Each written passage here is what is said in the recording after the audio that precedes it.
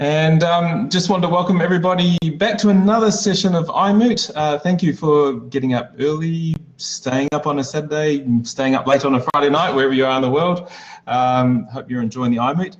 Just want to welcome Gina from the Adventist Healthcare with us today, who's given up her time to share with us using design thinking to create Moodle magic. Looking forward to it. So over to you, Gina. Thank you. Okay, thanks, Shane. Well, this is a repeat session, so I ran this on Thursday night. So I'm doing this in some unusual out of hours time zones, so it's interesting. Yeah. But I was just saying to Shane before, I got up in the morning and did a cycle, and so this is not my normal Saturday morning routine, but I will do my best to get my headspace into doing a presentation. So thank you and welcome everyone. So wherever you are in the world, it's nice to have you join us this morning.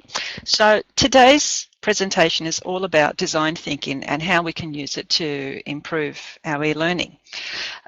So as you know, we're all in e-learning or learning, and you know, our role is really to help our learners grow, build skills, you know, learn some knowledge, and the key factors in doing that is by providing them with really important personalised feedback. So if you were lucky enough to hear Martin's presentation the other day, he was talking about feedback and the importance of it, and you know, how it's also sort of not only helping drive and improve Moodle courses, but how it's also shaping the development of the actual Moodle platform.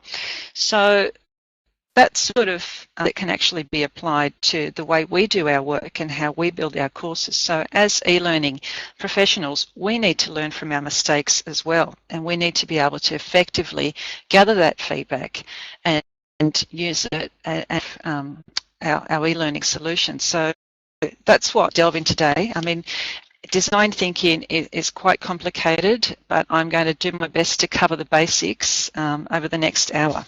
So just quickly, a little bit about myself. I think Shane mentioned I work for Adventist Healthcare, which is, I actually work for Sydney Adventist Hospital, which is part of Adventist Healthcare. They're the largest private Sydney hospital, or the largest private hospital in New South Wales. So we've gone through a massive expansion, and you know, at the moment we have about 450 beds and 24 theatres. So it's been an ongoing construction zone here for the last couple of years. So it's all pretty exciting. I've been in education for about 18 years, and I've specialised in e-learning for most of those years. So it's a really interesting pathway, seeing the changes in e-learning. And I did start out as a face-to-face teacher, and I think what I'm going to talk about today really applies to any kind of you know, training sort of strategy, whether you're implementing a blended, you know, simply a face-to-face or you know, an e-learning solution. So, you know, I remember when I first started face-to-face teaching, you know, you would always sort of try and gather feedback. You'd always have a post, you know, course evaluation. And as we moved along and we started running workshops, you know, for staff, for example, we would always do a dry run, and we would gather feedback, you know, from a friendly group. So nothing's really changed, but design thinking, you know, is a real methodology. And once you've incorporated that into your whole design, development, and implementation strategy, you're never going to look back, because it's really going to help you fast track and hit the mark with your training solutions. So if we look at the challenges that, you know, I'm going to be referring a lot to my workplace and the challenges that we've been facing, but I think these challenges, you know, cross the borders, across all industries and institutions. So whether you're a city or a school, I think you will be facing some of the, you know, some similar challenges. So, you know, in our organisation, we've got, you know, business goals and cost efficiencies to address. We've got really busy staff, and often they're unmotivated because they're busy. they're tired, they're overworked, and they really need to see what's the benefit of doing the training and trying to fit it into their already busy schedule. So we've got a big range of staff. This organisation is a 24/7 business. It never sleeps. So our training has to cater for that. We've got lots of compliance and performance requirements as well, because especially with regards to our clinical training, our staff have to be able to perform lots of critical procedures at a moment's notice, and often they don't have to do them very often, but when they do have to do them, they have to do them without any error. So that I'm sure is something that crosses many industries. We have to manage our risk, and we have reporting requirements, and we also have to provide authentic training experiences, which I think is the ultimate goal that all of us want to deliver, whether we're school teachers or we're educators in the tertiary sector at universities or colleges. Now, it's pretty hard to meet these challenges, and really it's all about changing people's behaviours and mindset and getting them on board with the training. So I'm just going to give you a moment to have a think and pop in the chat pod. How have you gone about trying to change people's behaviour with your training strategy? So what sort of strategies have you used? So I'm going to give you a moment to share your thoughts and experiences with me. So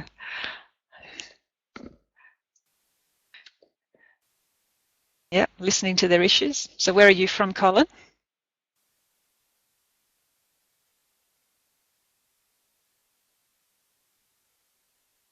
Anyone else? ANU Canberra. Yep. I've met a few people from ANU Canberra in the medical faculty. Anyone else would like to share? No? Okay. So Melanie, yeah, providing examples of how the change can benefit them. Yeah, they really need to see it, and they need to see that relevance, don't they, Melanie? Absolutely. So, yeah, they're two really good thoughts. So, in trying to define design thinking, can you give me an indication in the chat pod if you've ever heard of the term before or not? Just a yes or a no, just so I can gauge where you're at.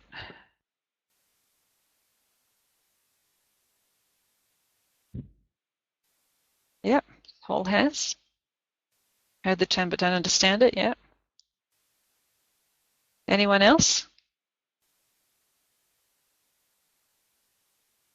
Yep. Okay, Melanie knew what it meant. That's great. Yeah, it is kind of intuitive. It's not rocket science, but you'd be surprised, how often we don't use this strategy. And once you're through it, you'll actually be thinking, oh, I actually already do that. So most of us do already incorporate elements of design thinking into what we do. So design thinking is something that's pretty common in the business and development sort of field. So, if you're working in finance or, IT, design thinking, agile development, they're all part of terms that have been incorporated into that development process, and it's all part of rapid development, moving quickly, working together, and focusing on specific requirements very early in the piece. So there's loads of definitions, but what I've done is I've taken the critical keywords, which I think, and I've come up with a definition here to sort of make it as concise as possible. So the definition, which makes sense for me and hopefully will make sense for you as well, is that it's a collaborative and creative solution-based thinking that starts with a goal and focuses on people. So that's actually not that different to action mapping or a lot of the instructional design approaches that we look at, but it actually isn't an instructional design process. It's a mindset. So it's all about, I'm going to move on to the next slide. It's all about how can we succeed as quickly as possible, but in the process, not sort of use up too much of our time or expenses. So, you know, basically the ultimate goal is to succeed, you know, and meet our goal, but to fail fast and cheap. So here are some key elements, and we're going to expand on these today. So firstly, we want to place small bets. So the idea is that we forget big ideas. So, and I'm not saying, you know, dismiss big visions altogether, but quite often when we're putting together a training program, you know, we look at the whole curriculum, and we want to have every single detail nutted out before we start developing, and we want to be really sure of everything that we're doing. And often, you know, we actually miss key requirements by doing that analysis paralysis. So we get bogged down in the detail. You know, if we start small and we start moving ahead very incrementally, that can actually be quite advantageous in helping us shape our requirements as well. So secondly, we're going to focus on people and their core insights. So, you know, design thinking is all about seeing things through people's eyes, getting into their headspace, and, you know, really understanding from a very personal perspective what their requirements are, what their challenges are, and what their whole thought process is. So it's moving away from very data-driven decisions, more to people-driven. Thirdly, will be, you know, a key component of design thinking is exploring multiple options. So keeping an open mind about, you know, what the possibilities are is really critical. Fourthly, the idea is that you start in a very unknown territory and you learn as you go. And people in our field are natural learners. That's what we hunger for, and that's what drives us. So it's not, design thinking is not a difficult thing for people, you know, who already have that kind of mindset anyway. Now, interactivity and iterativity is really critical. So there's lots of incremental quick changes that happen in the design thinking approach, and that's quite beneficial because it means you're rapidly shaping the end product to meet the expectations. And finally, we choose worthwhile people problem. You know, one thing that I've really found from working in industry as opposed to working, you know, I used to work for TAFE, which is like a tertiary sector in Australia. It's like a college system. So, you know, when I worked for TAFE, we talked a lot about curriculums and students and things like that. But when you come to industry, they actually don't want to be called users or students or learners or staff. They just want to be called people. So they really, you know, you really have to focus on them as individuals, and that's how they want to be seen as well. And that, you know, that's how really it should be. So to go with the mindset that's required. So there is a picture there, which I apologise, it's not coming up in this webinar. I have actually made my presentation available on the course page, so at the end of the presentation you can go and download it. But sadly, what that picture is a picture of the brain, and it's divided between the left side, which is the analytical, and the right side, which is the creative side of brains. And you know, the purpose of this slide is to really explain that most of us have our left side brain quite polished, and most of us are pretty good at you know, making lists and being quite analytical, and you know, being very, very structured. The right side of our brain, the creative side, we tend to you know, and I'm guilty of this, I tend to, you know, move away from it and be a little bit scared of being creative and innovative, because I guess, you know, it's a self-protection measure. We don't want to look silly. We don't want to, you know, share too many ideas in case they might be crazy. But you know, people think that to be creative, you've got to have some stylish flair and be a free spirit who walks around wearing sandals all day. And yeah, we all have moments like that. But creativity is all about really, you know, having a deep mindset where you become quite comfortable going into an unknown sort of, or uncertain territory where you're quite happy exploring, and the creative side also, by sort of getting into that creative side, you also really become quite empathic. So really stopping and listening and being quiet and listening to other people and being in that moment is what empathy is all about. And once you do that, that sort of encourages creativity, as well as it helps you develop the deep insights that we need to understand people. So that's the right side of the brain. Now the left side of the brain, as I said, is quite polished in that we can sort of sit down and work out little experiments and do our gather that feedback and improve things through trial and error. We are quite solution focused from using the left side, and the left side is what helps us manage risk because it helps us protect ourselves. So if you want to be really good at design thinking, you really have to combine both your left and your right brain, bring these together, and once you do that, you can use the strengths from both sides. So the experimentation is actually a key component of design thinking.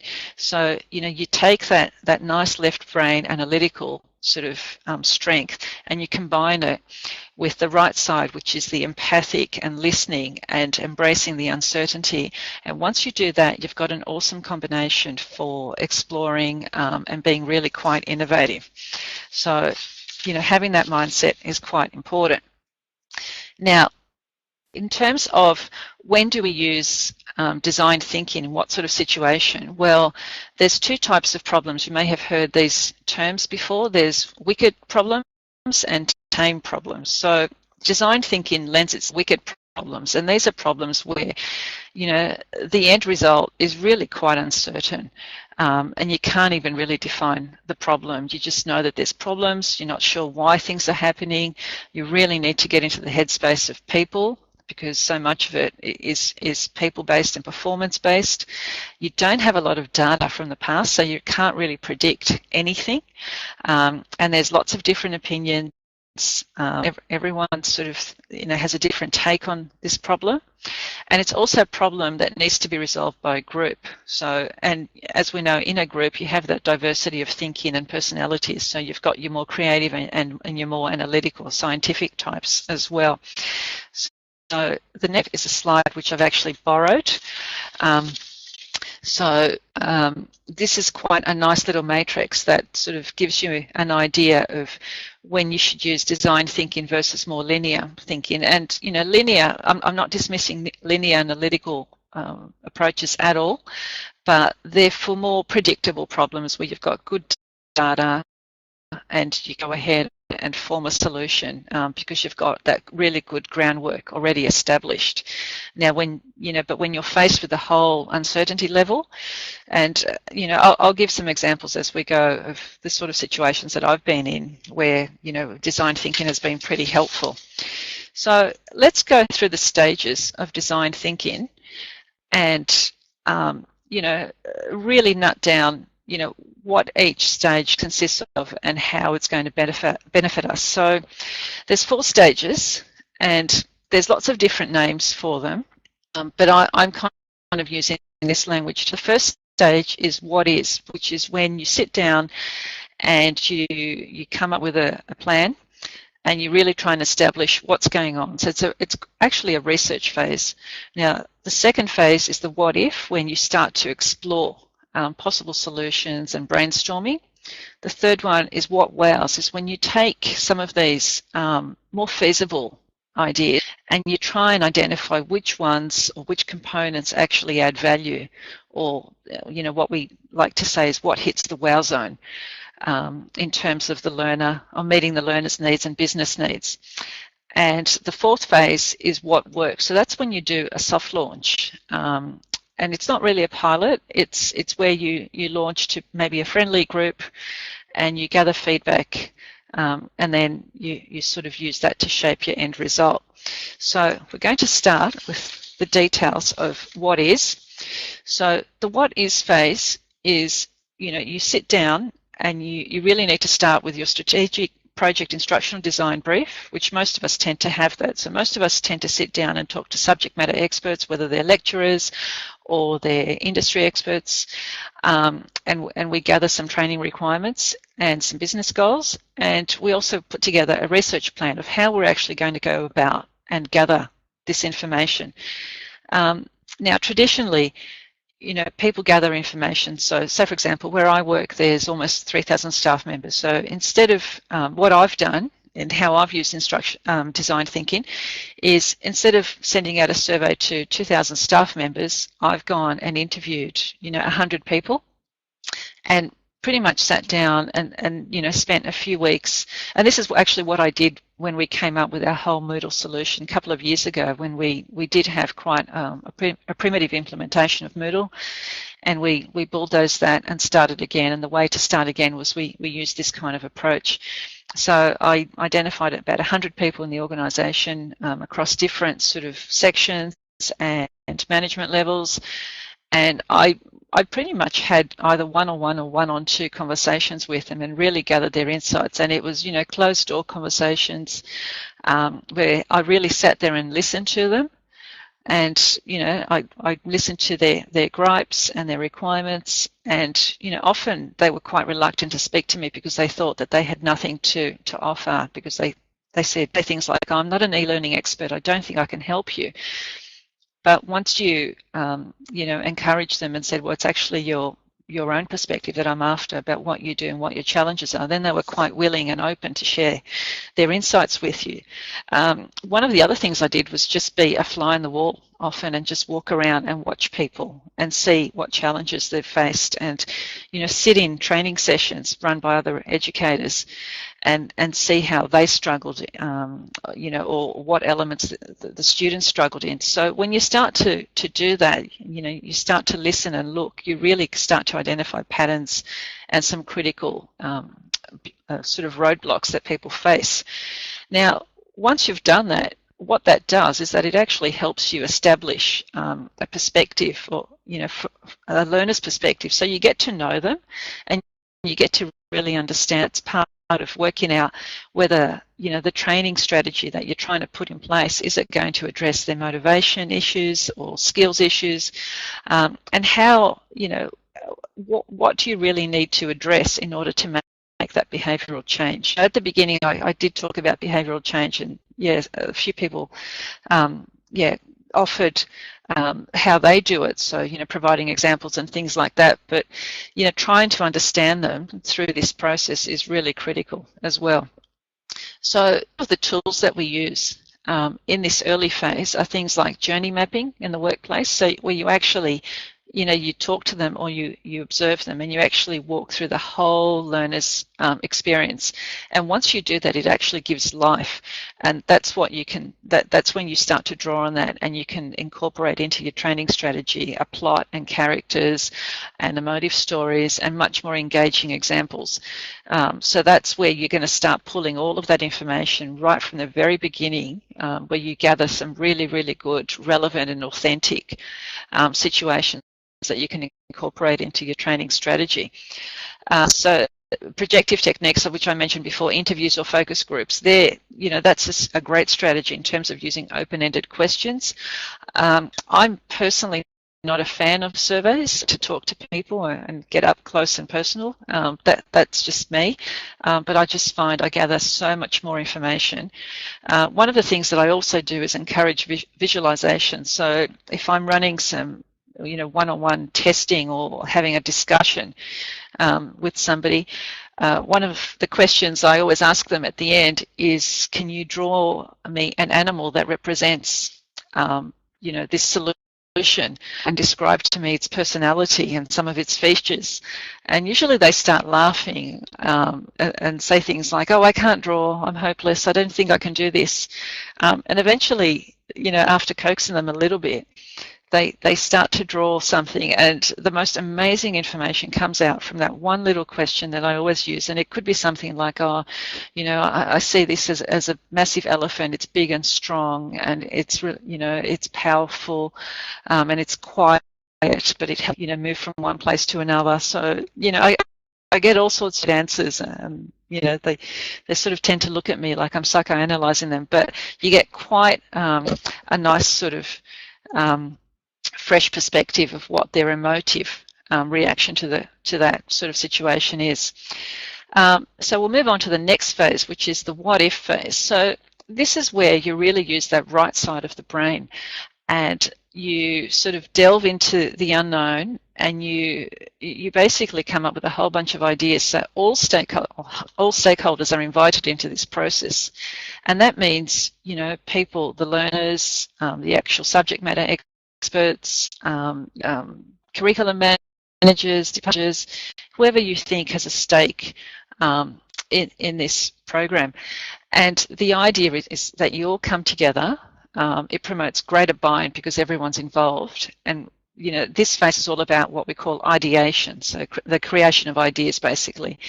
And, you know, people come together, and the idea is that no idea is stupid and every evolves. So we encourage lots of silent brainstorming where, you know, we pose questions and we, you know, people write things down and then share them. And what that does is that stops, you know, people just blurting out ideas, or, you know, one or two people taking over the conversation and it sort of gives the quieter people in the group an opportunity to really think as well and contribute. So, you know, we don't want to take away from those people. And this is that once we, you know, come up with some good ideas and we discuss them and they evolved in the conversation, we present what we call napkin pitches. And these are basically an idea has to be presented so simply and concisely that you can write it, and that's the whole idea of a napkin pitch approach. So that means that you've really thought about it, and you've really defined the key elements, and you've really sort of made it as concise as possible. Now, this is quite similar to a gaming learning approach. So, you know, where, you know, during the conversation you sort of have you sort of reach these smaller, more achievable goals, and, you know, with the mindset being that we're all working towards bigger goals. And what it also does, this phase, it also really encourages some great social networking amongst the peers, because often they're people who would never normally come together in this situation, but because of this particular project they do. So, you know, that's when you know, a great session is sort of a great way of building relationships across the organisation as well. Now, the third phase is the what wows. And this is when you take some of the key pitches, napkin pitches, that you think hit the mark against, you know, some of the business goals and instructional design criteria, and you really try and identify the factors, or the what wows factors. So, you know, trying to think about where in the learning experience, you know, would that element add value for the learner. So people get being called testing, and I don't call it testing. What I do is I create some basic prototypes with the key elements, and I sort of, you know, show them to people, and I conduct experiments. But again, we don't call them experiments when we're talking to people, because it puts them off and they think that they're being tested. So really, it's, you know, it's all about how you approach people as well, and, you know, how you get their buy-in, and sort of making it, encouraging them to offer their input rather than making them feel that they're being assessed. Now, what this process does, this what wows phase, is it actually eliminates assumptions. So as you start testing your very basic prototype, you're actually removing mistakes or assumptions in the design. So you're narrowing down your ideas to what really works, and you're removing elements that don't work. And this is where we identify the what wows factor. So some of the design tools are visualizations, where you show people basic prototypes. I still like to use online prototypes rather than paper ones, because I think people like to touch and they behave differently when they're sort of moving around. online. And storytelling is also great as well, where we start actually, using the information that we gathered in the what if phase, we start moving through the whole journey. We use personas and imagery, and we start moving through that whole journey and walking people through it and getting their input that way as well. So, and people usually correct us in that phase as well. So that's a great way of sort of narrowing down where what your solution really needs to look like. Now, what that leads into is the fourth phase, which is the what works phase. Now, this is where you take some more, you build your prototype and you make it a little bit fancier, but it's still not the final product. And you actually release it to a friendly crowd. So it's not even a dry run, or it can be a very basic dry run. And in this phase is that you've done so much research leading up to here that you're pretty close to hitting the mark, but there's still feedback to be gathered, because now it's sort of it's a quite what we call a vivid experiment. So it's engaging real learners in a real situation. And the strength of this phase is that you're capturing feedback very quickly, and you're very quickly incorporating that feedback into your solution and improving it. So you're making lots of quick changes as you go. So I think the key point in this phase is we place small bets fairly early and cheap to succeed sooner.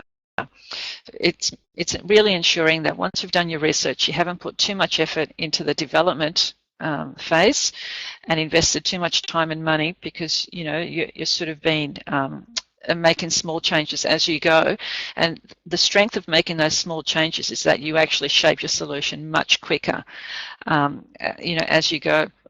Now, there is one really critical in this phase, and that is once you've identified things that don't work, just because they haven't worked in this situation, or you call them mistakes in this situation, doesn't mean that they won't work in the future. So what you want to do is you want to take these mistakes and you want to table them. So you want to put them in your little toolkit, so to speak, and keep that for another sort of training strategy or program.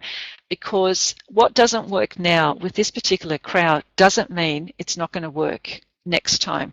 So that's really, really critical to remember, that ideas and solutions actually evolve, and they work in different situations in different ways. So don't be dismissive of anything that hasn't hit the mark in this particular phase or project.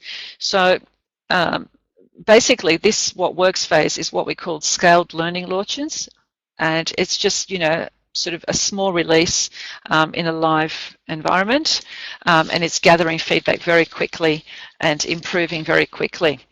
So the next slide is a slide which I've also borrowed, and I thought it was worth putting in because it has a nice summary as well, which you might find helpful for every phase.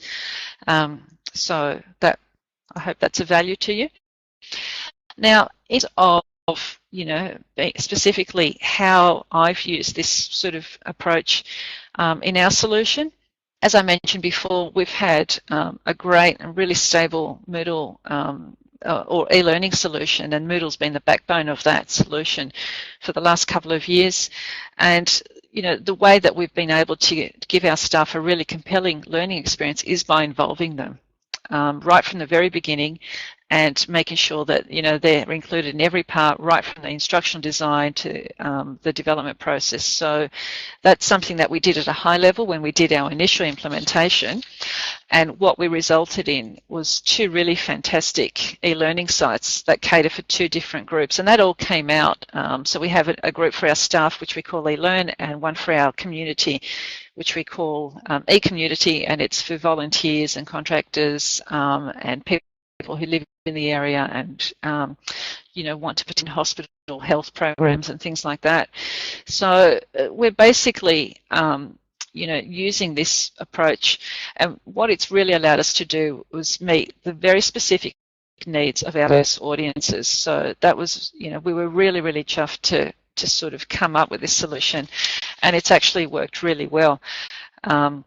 out of our 2,000 staff, I think we've got 90% who've been online and you know, regularly complete courses. So, you know, there's always that 10% where, you know, there's due to the diversity of learners and learner needs, we make alternate arrangements for some people. But, you know, most of our staff have been on there and are really quite happy and quite successful and comfortable with the environment. So it's been a real sort of success story for us. Now, I have to apologise in this slide that the images didn't come up, but they will be in the PD. So what we've done with our design thinking approach is we've actually, you know, from that massive project that we did a couple of years ago, we actually have developed a sort of a design and development methodology that incorporates design thinking, good instructional design practices do hit the mark. And every time, you know, I have to sit down with one of the subject matter experts or one of the educators within the hospital and come up with a training solution, I use this approach. And it's actually a real game changer for us. And where initially we didn't use this approach, where we just fast-track things without really talking to all the relevant stakeholders involved, we didn't hit the mark in many ways. And those, you know, those learning programs have had to be revisited. And because they were really quite unsuccessful. So using this approach, you know, I know for a fact that we've had really good buy-in and really good success, and it's actually achieved the goal, which is, you know, changing the behaviours of people.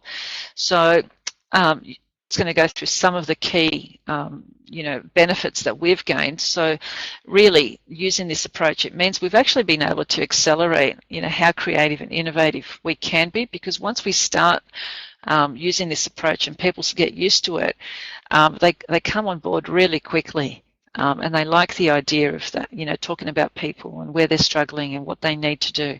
So, and the other thing is, this in my particular environment where I blended learning is quite a key training strategy, mainly because the clinical training has to have a hands-on component. So it's really enabled us to be quite innovative in where we use technology to sort of deliver certain elements of the training program, and we're using things like video, storyline. We're using really good elements in Moodle like the progress bar, and we're using the face-to-face tool for people to book in sessions, and the feedback tool, and conditional criteria in the quizzes are just fantastic. They've been a great game changer for us, so that we can drive through and personalise their learning a lot more depending on where they are. So that's been great.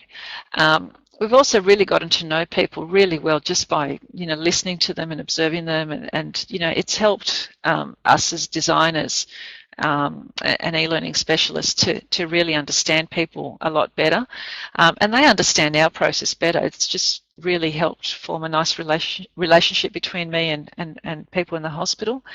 The collaborative approach is just fantastic, because what it does is it just creates a real buzz or energy, and it sort of instills a sense of ownership of projects, so that, you know, who come to me and we use this methodology, they really, you know, once you start talking about people, they really get quite excited. So an example that I can give you is the quality manager came to me about a year ago and wanted to put a project on board, and it was, you know, she's quite passionate, and it, you know, it was quite a dry subject of, you know, standards like that. So, you know, tried to work with her initially on, you know, how we were going to present that information and sort of make it as interesting as and engaging as possible. And then, you know, couldn't really sort of hit the mark. And then once we sat down and we had a meeting with a couple of other people, and we really started talking about people and patient care and what's important, then the whole perspective on the training program changed, and we started incorporating some great stories and moving away from that sort of bullet point, really boring, you know, list of standards and what every standard means. So, you know, that's just an example of one success story. In terms of fast tracking our learning, everything's just become so much more affordable and fit for purpose, because we just, we're hitting the mark early. We're researching, we're talking to people, and we're shaping it, and we're not wasting time. And the end product is just really, people are quite happy with it because they see that relevance and they see what's in it for them, which I think was mentioned before by someone about providing specific examples. These small-scale launches, I cannot stress enough how time-saving and successful they've been. Launching something to a friendly group where you know that they're going to give you the warts and all perspective of the training program is a great way to quickly, shape and improve your solution.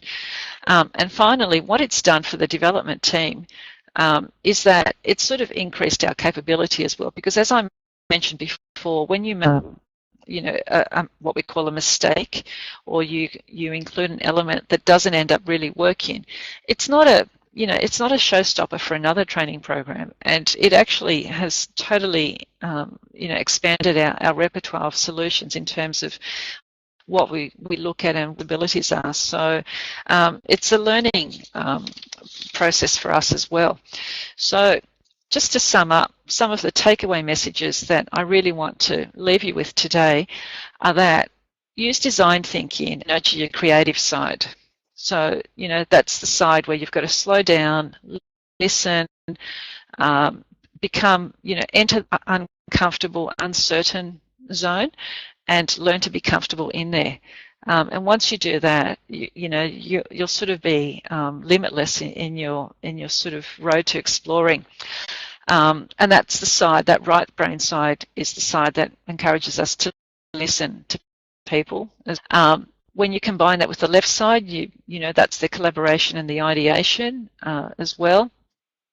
Now, the fast and fail cheap concept is what design thinking is all about, where you do things, you do your research and then you start sort of trialing and testing and making changes really quickly and improving really quickly. And I can't highlight enough how that iterative approach helps you shape the end solution to really meet the expectations and the needs. The small-scale launches, again, are fantastic because they really, help you gather that feedback from that friendly group. And once you've done that, once you've really identified a great solution, you'll actually release it to the wider audience with so much more confidence and so much more success. And that's one thing that we've done. We've actually been, I've been creating a first aid solution, which really was delivered solely in a face-to-face situation. And now what we're doing is we've moved a large component online using Moodle and Storyline as well, and kept a face-to-face component for some hands-on practice, which obviously is a required component in teaching first aid. But what we've actually done throughout redesigning this whole training program is that we've used design thinking to sort of go and talk to different people. We've talked to people in schools who will be using this program. We've gathered their feedback. We've listened to them. We've talked to the subject matter experts and people who've been teaching this face to face. We've done our research. We've done our prototypes. We've released it to a small group of teachers in schools. We've gathered some feedback, and we're pretty much going to be releasing it to the wider audience in the next sort of month or so. And that's just, to release it with such confidence is really, really quite nice from a developer's perspective. So that's all I'm going to leave you with today. Are there any questions or comments, or would people like to share any of their stories or challenges with me? And quite happy to sit here. I think we've got another 15 minutes or so in this time slot and listen to anything you have to say. I hope I've been able to add some value to sort of your projects and impart some information about design thinking and how you're going to you might think about using it in your projects. Yeah, was it Pollen? Yeah, there is a lot to think about. I just can't highlight enough how, what a good process this is. So Melanie, earlier you discussed keeping mistakes in the loop for further consideration. Do you have some examples? Yeah, I have. We actually thought that we were going to use the, what's it called?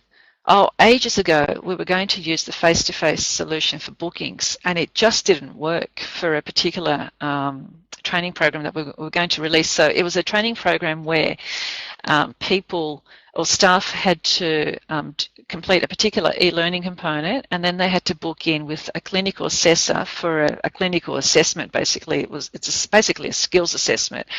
And we had this online, we had the face-to-face where you could book in a session with the skills assessor, and people were just not using it. We just couldn't get staff. They were quite happy to complete it, and we just couldn't get buy-in from them. That what they really were doing is just calling the educator or emailing them and booking in a session. And I think I think part of it was because, you know, often with clinical staff, they're so busy that it's really hard for them to actually book in a skills assessment when both they and the educator are available. So some people tried to book things in and then they'd miss it because they were with a patient, and obviously, you know, things take priority. So that didn't work at all.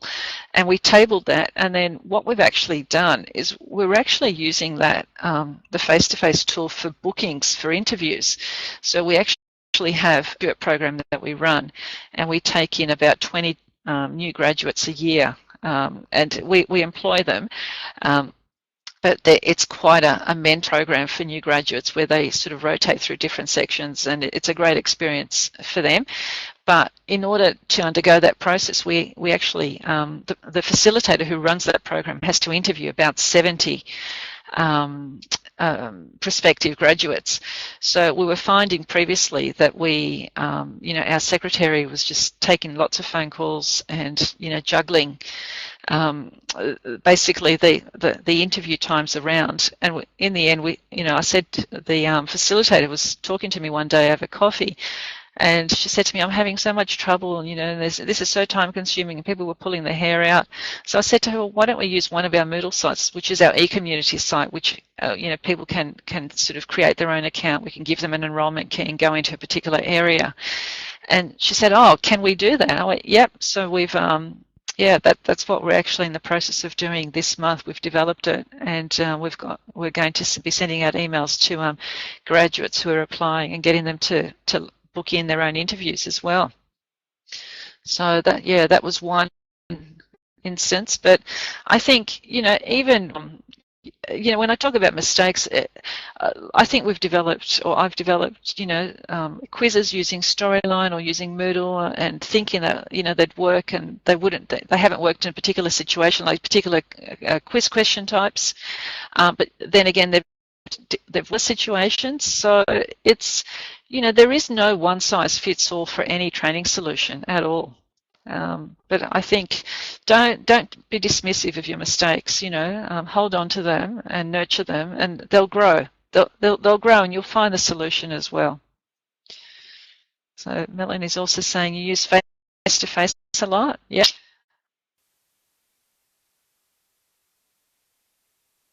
Yeah, that's great.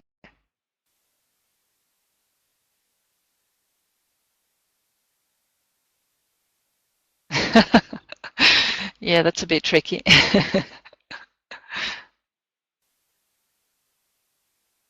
Shane Elliott, when you're involving as many stakeholders as possible, oh my God, what happens when there is a clash of ideas or personalities? Yep, people are people. How do we manage conflict? That's really tricky. Mistakes are your friends. Yeah, look, Shane, you know, taking a step back as well. Often when there's, what I have found from personal experience, often when there's a conflict, usually it's because people are quite passionate about their own ideas. And there's usually some justice as well, you know, to their thoughts and to them digging their heels in. I kind of find that if I step back and slow down a bit and take a breath, and, you know, that's for me personally, I can usually, you know, usually the conversation evolves so that it does become a bit more successful. I've also been the facilitator for people, being in the room where there's some brainstorming and people are really getting onto each other. And, sometimes it is a personality clash, and sometimes what I find usually after the fact, I pull people aside because it's usually a bit tricky during the situation and say, hey, you're actually a little bit out of line there, a little bit harsh. And, I think, people's personalities sort of get them behaving in a way that's not so nice sometimes. And usually, after, you've been able to sit down with someone and have a discussion about what they were thinking when they were saying that, or behaving in that manner, there's other issues that come out. And again, I think in most situations, I've been able to come around and have successful conversations with people or help other people bring around. Obviously there's a few situations which are really tricky. And I personally have been, in a situation where, someone's just dug their heels in and not cooperated at all. Usually what happens is that person's kind of removed from the picture, and they're people who are just quite obstructive. There's nothing that you can really do about people who are like that. I think at the end of the day, in all projects, you try and get reasonable people in the same room to brainstorm. And I think most people are quite genuine as well in their desire to reach that common goal. So, yeah.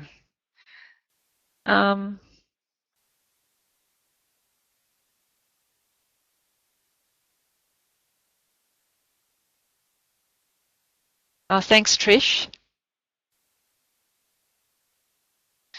Yeah, I think, what's been a real strength for us, Trish, is that, I've sat down and I've actually written a process with all of these elements, with checklists. And, sometimes when I don't really show it too much to people who are on the projects, because they look at it and they go, I don't have time for this. Are you kidding me? So I kind of, it's more of a process for me to help, make sure that I've, done everything that I really need to do. But yeah, standard answer. I know it's really frustrating, isn't it? It is so hard sometimes. And I've actually found, I've been in the organisation for 3 years and had quite a bit of resistance. But I've kind of found that most people have come around, because one of the best pieces of advice that I was given right at the beginning, I actually report to our manager, our education unit comes into there, and I was airing my frustrations with her one day, and I was telling her about how wonderful some of the educators that I work with and how forward thinking and on board they were, and how other people weren't, and it was really hard for them to, and I felt like I didn't want to waste my time or their time producing, inadequate end results. And she actually said to me, she said, Gina, sometimes you have to do it and see what the end product looks like, and that they really should have listened to you. And I've kind of approach where I've taken my champions who are just open to everything. And, I've got, like, for example, I've got this intensive care clinical nurse educator who's just a lady in her 50s and says to me, I'm the most technology challenged person, but she's the most open open person in the world, and she's one of those people who's really comfortable with uncertainty. And I've really sort of taken people like her. There's been a handful of some amazing training solutions, and then what happens is you start showcasing them, and other people start seeing them and saying, oh, why is theirs so good? Oh, why is theirs so interesting? And I wanted that, and I wanted mine to be like that, and why isn't anyone logging into mine, and why do I have such a low completion rate, and no one's looking at mine? So I think the way that I've kind of done it, I've had some really good wins, and I basically showed them off. But yeah. But yeah, it's good to hear that other people feel the pain. But would love to hear any more stories that you have, or if you feel like contacting me. Yeah, comfortable with uncertainty. Yeah, that's a real big one. And you know, we actually ran last year. I ran together with Pukunui the first ever health Moodle at the hospital, and one of our keynotes was Dr. Glenn Singleman, who's this intensive care. He's the most amazing person. He's an intensive care doctor, but he and his wife are world record holders for base jumping. So they basically jump out of aeroplanes from extremely high points in the world, and they have this wingsuit, and they land in the most remote, crazy areas.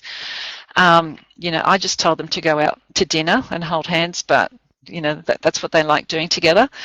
And his talk was actually on fear. And, you know, that fear is actually a natural process to protect us. And we're just, you know, evolution has just made us in such a way that we naturally protect ourselves. Yeah, Shane, he was on 60 Minutes the other night. You can Google him, Dr. Glenn Singleman. If you actually want some inspiration and want to show your team someone who's who's just really a normal person, because when you talk to him and his wife, they're just normal people, you know, live in the country and they go to work every day, but they do these amazing things, and they've been able to overcome their own fears. And he talks about fear and, you know, why we do it and how we get around it. And fear, doing crazy things like base jumping, is actually all about, well, it includes so many elements which he talked about. So he talked about team building and risk management and planning and process. And that applies to everything that we do. And, you know, in design thinking, that's, you know, if you use those elements, so you sit down and you listen to them and you listen to their fears, and then you come up with a plan, and that's going to be, and you sort of align, you keep aligning everything to your goals and your end results. Really can't go wrong with it. But yeah, fear is tricky, but I think what I've learned from, you know, me personally, is I've learned to really sort of deal with fear through risk management and planning. So, you know, I love doing things like sports and cycling and stuff like that, and I thought I would never be able to walk 100 kilometres, but it comes down to planning and training and making sure that my diet was right. You know, I had done all the training required. I'd done the training in such a way that it was, and it would get me to the finish line. And I've done heaps of these events now and finished successfully every time with no injury at all.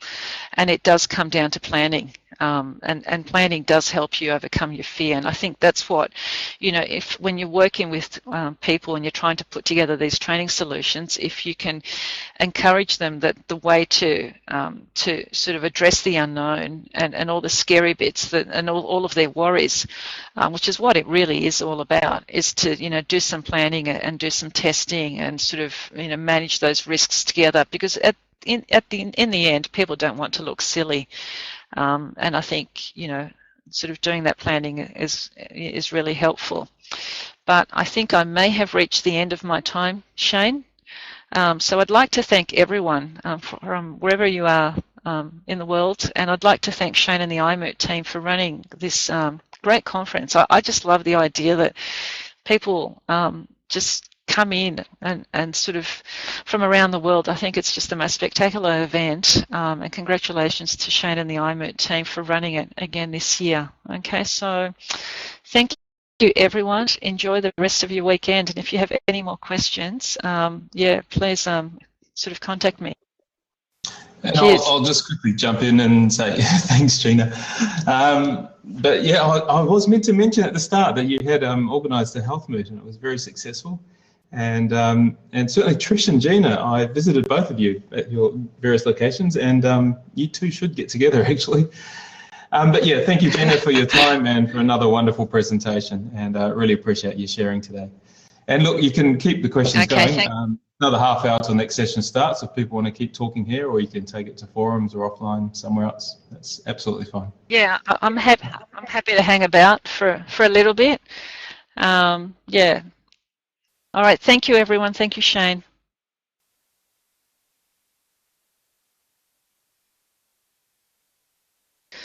So